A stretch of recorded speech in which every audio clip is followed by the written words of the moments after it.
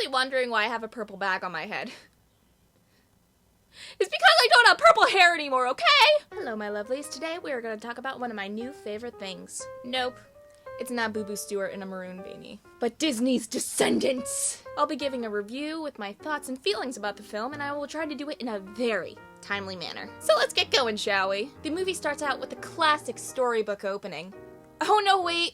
It's an iPad. To start out, I don't find this appealing. But out of nowhere, the baby beast, or Prince Ben, was having a moment of clarity. Let's have the children of the hero's mortal enemies come to school with us in Ardon. Yeah, 'cause that's a great idea. Right away, I love this kid because of the delightful twinkle in his eye. Dance break! I'm rocking to the core, rocking to the core. I'm rocking to the core. Who can ask for more?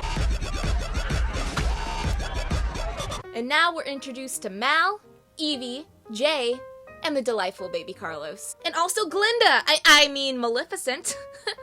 Totally Maleficent. Yep, that's Maleficent. One pit-rubbed lollipop later and we get to meet the rest of the villains. But first off, who, even in their wrong minds, would have a child with Jafar? And more importantly, how did this Jafar, this one right here, create a child as beautiful as Jay?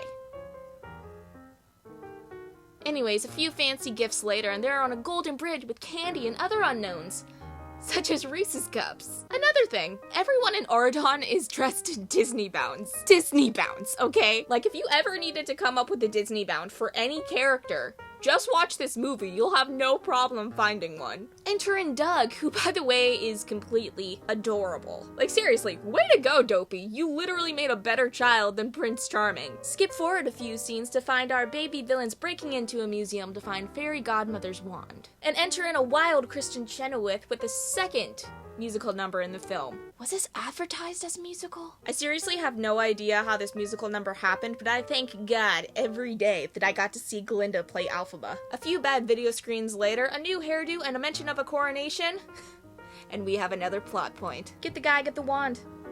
So a single tear and a love potion cookie later, we have a Disney prince who's ready to break out in a song. I was about as confused as Flynn Rider at this point. Okay, I knew it was a Disney movie, and I knew it was a musical, despite it not being advertised as one. But like, he literally just about broke out into song in the most hysterical way possible. And they stop him. Why? But nope, they have to stop him singing, because it's Mal's turn to have a song. Cue the music video that we'll put up on Vimeo later. Mal jumps into the river. Ben saves Mal. Mal complains about being saved, blah, blah, blah, blah, blah. But is young Mal falling for Prince Ben? Because I sure am. Cut to Jay and Carlos doing what all of us wish we could do at a party.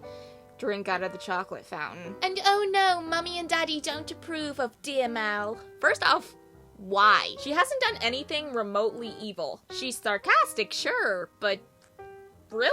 Then after Sleeping Beauty's mom comes in and ruins freaking everything, Mal's reprise of her solo song makes us all remember the time where we baked our feelings. At this point, we have had two emotional baking scenes, which, you know, I'm totally okay with. Now the day of the coronation has arrived. Then I laugh because watching Disney villains turn on TV is one of the most hysterical things on the face of the planet. Mal's second emotional baking sequence produced a brownie cupcake thing to break her love spell over Ben. But wait, it was gone the whole time? Who knew that lake had magical properties? Because I sure didn't. A beautiful ceremony begins to have you thinking, oh my gosh, is it gonna happen? Is Mal going to do it? Nope! It's Jane telling Mommy, make me pretty!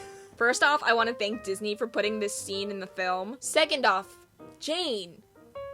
What in the world? The barrier is now broken and our unaware anti-heroes and heroes try to deal with a freaking temper tantrum. Maleficent starts flying overhead in a beautiful puff of purple smoke, as one often does. And after a moment of deliberation, the kids want to be good. Cue the tears, cue some major feels, and cue the giant dragon ruining everything. After the longest staring contest in history, the dragon's heart shrunk 4 sizes that day. Then comes a few more adorable moments with Ben and Mal, you thanking the directors that nobody hurt the dog. They all know now that they're not their parents and they can make their own pathways through life. Cue the big ending number! And cliffhanger. It reminded me of the days of High School Musical when I was still in middle school. Kenny Ortega is a Disney god and needs to be given credit for everything ever. This movie not only restored my faith in Disney Channel original movies, but it also had a great message on top of it. Who gave birth to you does not define who you are. You are your own person and can be whoever you want to be. Now, how do you feel about Descendants? Was it overdone? Was it too silly for words? Did you totally love it anyway? Let me know in the comments below. And don't forget to give me a thumbs up and subscribe to see all my future videos. Until next time, my lovelies. Bye.